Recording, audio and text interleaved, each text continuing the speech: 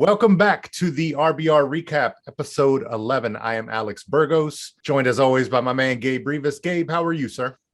I'm doing well. I woke up and I felt under the weather. It looks like I got everything out of my system and I'm back for now. All right. Hopefully not the boxing knowledge out of your system, but yeah, it is a nice, a nice Sunday. Anytime I see that lemon tree back there, I'm a little bit jealous. So let's jump into what we had this weekend. A pretty light weekend considering everything that we've had as of late in terms of boxing fights and fight cards and whatnot.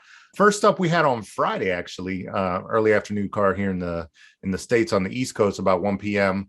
Spanish southpaw Sandor Martin got a victory over Jose Felix. It was pretty much a shutout. It was a 10-round fight that he won 100-90 on two cards and 99-91. He's got a lot of fights under his belt. He improves to 40-2, but he's only 28 years old. Now, a lot of people obviously know him for his victory last year over Mikey Garcia, which was an upset victory. What I want to just drop here before I kick it to you, Gabe, is, he won a one-sided victory, obviously at a funny time, probably not many people watching it live, but they can catch the replay on DAZN.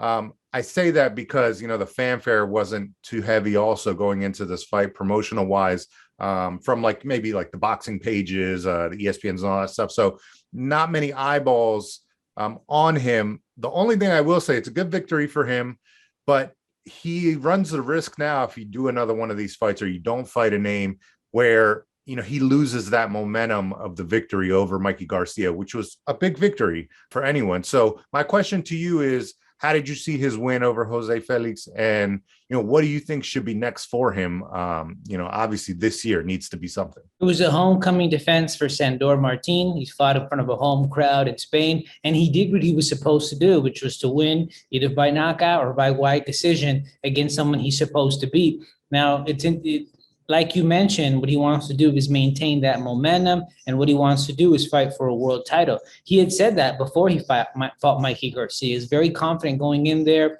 He was saying things like, I'm going to take away your dreams, the future that you have, I'm going to do it. And following the victory, now everyone is starting to believe what he's saying. They're believing in his capabilities to become a world champion after that tremendous victory against Mikey Garcia. So we'll have to see what happens next because he wants a world title opportunity. And we're still in that limbo situation with Josh Taylor. It looks like he's going to leave all the belts vacant. And so he'll be able to fight for at least 3 of the belts in which he is ranked. I think the title that he fought for and defended was a WBA version, but he also is ranked in the WBC, the WBA, and even the WBO. So perhaps they move him up one particular rankings in order to fight for a world title. But like you said, it needs to happen sooner rather than later so that he doesn't lose the momentum from fighting a guy and defeating a guy like Mike Garcia, making a hometown defense in Spain, and then boom, going right into a world title shot. Definitely, yeah. And I mean, being with Matchroom, there are options for him in and around that division. So one thing I would say is I hope they get him on one of these cards where it's more mainstream, not necessarily something that he has to headline, but at least get him on a card where there are other names on there and maybe get some notoriety. Like we mentioned, he's young too. So he's got some time. He's got some options there, but you definitely don't want to let a victory like a guy over Mikey Garcia just kind of evaporate with the waiting with time. There are perhaps some interesting matchups within the Matchroom stable that can be made and are realistic to be made. And that would be perhaps a fight against Gabriel Valenzuela or Montana Love. Now, they're scheduled to fight on the undercard of Canelo versus Bivol, but whoever wins that fight is in a really good position to fight for a world title. Perhaps there could be a matchup with Sandor Martin. And I'm just thinking in terms of what would be easiest to make from a promoter and television platform standpoint. And so perhaps Sandor Martin, between the winner of the aforementioned fight, might be a realistic, but for Sandor Martin, that's a tough challenge. Whoever wins that fight is going to be a tough challenge for Sandor Martin, and I think especially Montana Love. Also this past weekend, we had Savannah Marshall taking on Femke Hermans in a WBO middleweight title fight. Marshall defending her strap, and a lot of people, know Marshall now for her power.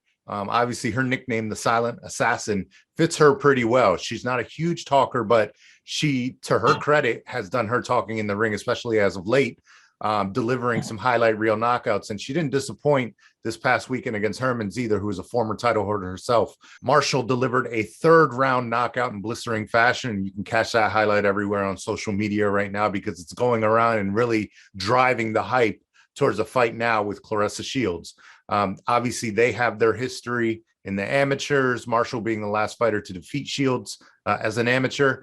And now it really builds towards this big summer blockbuster, probably the biggest fight outside of Amanda Serrano and Katie Taylor that you can make in the female ranks. And so we saw before, earlier this year, and we talked about it when Claressa Shields fought, she dominated her opponent, won by decision. Savannah Marshall was ringside, and now it kind of flip-flopped this past weekend where, Shields got to talk her stuff after the bout, and they went, face to face. So I think both women have really done their part. They've won their bouts, they've talked their talk, and now there's nothing else left to do but fight. And I think even more so than before at the beginning of Marshall's career when, she was with Mayweather Promotions and things like that, not many people knew anything. But now that she went to Matchroom and then now to Boxer Sky Sports, like she's just upped her profile, and scoring knockouts is going to be the biggest, eye opener for fans. So Gabe, what were your thoughts on Savannah Marshall's performance over Hermans? And then now looking ahead also to the Claressa Shields matchup. It was an impressive victory because with women's boxing, it's very difficult to score the kind of highlight reel knockout that you saw with her in her victory.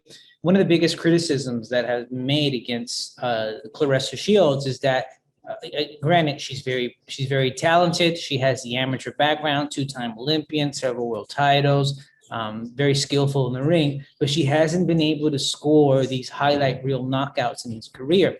The one thing that people perhaps could criticize her for is something that Savannah is really good at, and that's finishing these fights by knockout. So with all the history they have, that factor about her knockout power, it's going to make for a really interesting fight for women's boxing. As you said, it might be for early summer, but we have a full slate of exciting matchups with female boxers. We have Savannah Marshall versus Claressa Shields, and also Amanda Serrano versus Katie Taylor. And that's just two of the top ones. There are others as well. Marlena Esparza is going to be returning. Sinisa Estrada should be returning as well. So it's a good time for women's boxing. Having a common opponent like this, and the way that they got their victory really adds to the storyline. And so it's going to start to convince people that, Savannah Marshall is just too much for Claressa Shields because of that power. And, Claressa Shields got a decision victory, so she can't beat Savannah Marshall. And that's fine. While I don't agree with that, I think it's good to add this hype to it, because then you're all the more reason for people to want to watch. And then it sways, the betting odds and all these different types of things. People really wanted to see, well, what happens when Claressa Shields gets caught? Or, can Savannah Marshall even catch her? Is she quick enough? Can she cut off the ring?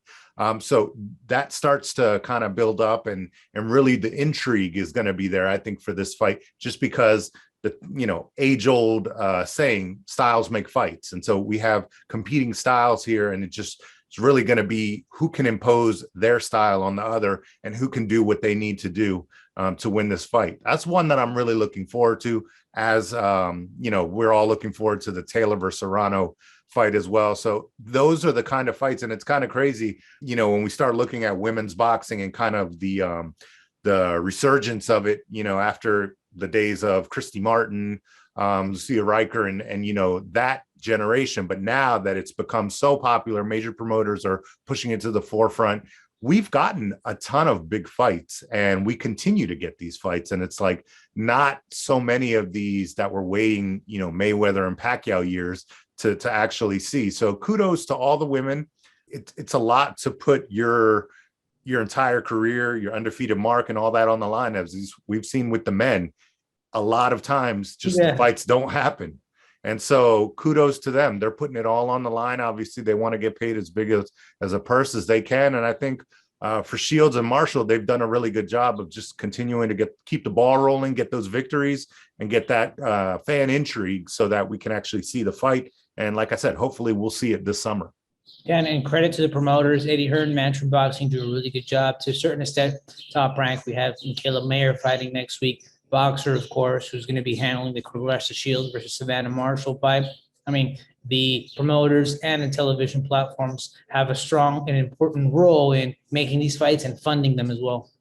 Most definitely. And I got to give a nod to Dimitri Salita as well, who's handled Claressa Shields' pro career. And, it's difficult when you're not like the top dog, the top promoter, but he's found avenues for her. And, she's at the pinnacle. She's at the top, and she's, collected all those belts.